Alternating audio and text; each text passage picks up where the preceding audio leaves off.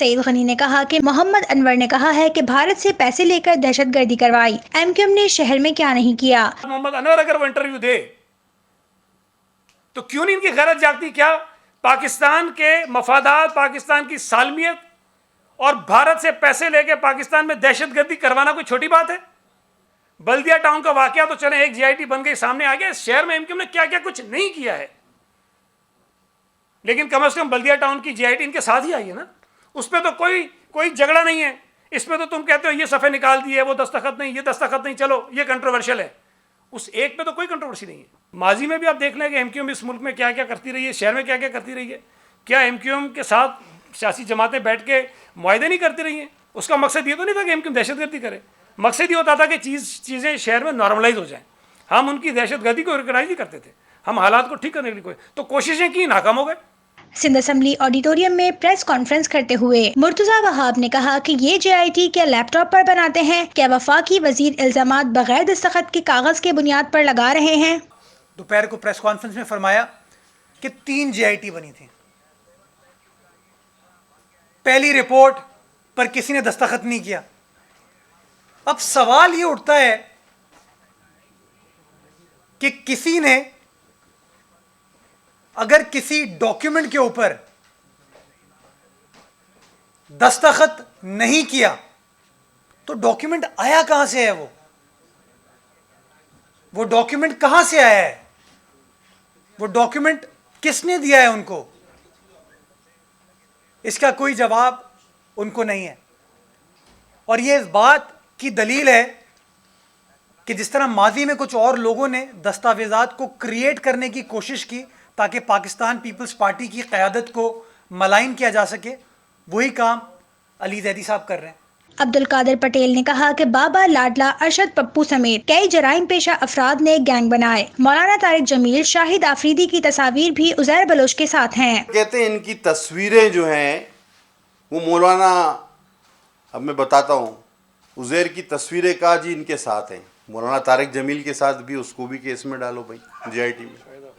शाहिद आफरीदी साहब को भी लियाओ, मारवी मेमन साहबा भी आपको मिल जाएंगे, अयाज लतीफ़ पलेजो भी आपको मिल जाएंगे, ये सबको भी डालो। एक कहते हैं इन पे केसेस, एटीसी का केस इमरान खान पे नहीं है दहशतगर्दी का, तो हम क्या ये कहें कि दहशतगर्द को वजीर आजम बना दिया आपने? नहीं था एटीसी का केस इमरान खान पे। वो जो ज्यादा सफात वो भी व्हाट्सएप पे इधर उधर आज घूम रहे हैं, उसमें सानिया मिर्जा का नाम भी है, वो जो उसकी बीवी है क्रिकेटर की, शोएब। तो क्या अभी उसको भी केस में हम लोग डालेंगे? वो सानिया मिर्जा लिखा हुआ है उसमें। सईद गनी ने कहा कि मैंने कहा है कि अमेरिका में शौकत खानम के लिए $3 मिलियन अली जैदी ने अपने अकाउंट में डाले, उनसे ये पैसे किसने निकलवाए? अमेरिका में शौकत खानम के लिए चंदा इकट्ठा हुआ और $3 मिलियन, छोटी रकम नहीं है, $3 मिलियन अली जैदी साहब ने अपने अकाउंट में डलवाए। उससे सिर्फ ये पूछ लें कि वो पैसे तुमसे किसने और कैसे निकलवाए। झुटला दे, मैं अगली बात करूंगा। मैं चवले नहीं मारता हूं, मैं तो जो बात कह रहा हूं मैं उसको साबित करूंगा कि ये बात हुई है और इमरान खान की फैमिली के किसी फर्द ने इससे पैसे निकलवाए। ये $3 मिलियन हड़प करने के चक्कर में था। जुल्फिकार मिर्जा ने अमन कमेटी को ज़ेली तंजीम का दर्जा दिया, उनसे पूछा जाए वो पार्टी के नायब सदर थे। जिस दावत की वो तस्वीरें दिखाते हैं, जिसमें कादिर पटेल की भी तस्वीर है, अदी फरियाल की भी है और लोगों की भी है, मेरी तस्वीर नहीं है, लेकिन मैंने खुद माना कि भाई उस दावत में मैं भी था। और मैं आपको हल्फन कहता हूं कि मुझे उजैर बलोच ने नहीं बुलाया था, मुझे हमारे MPs ने दावत दी थी भाई, जो जीते थे वहां से।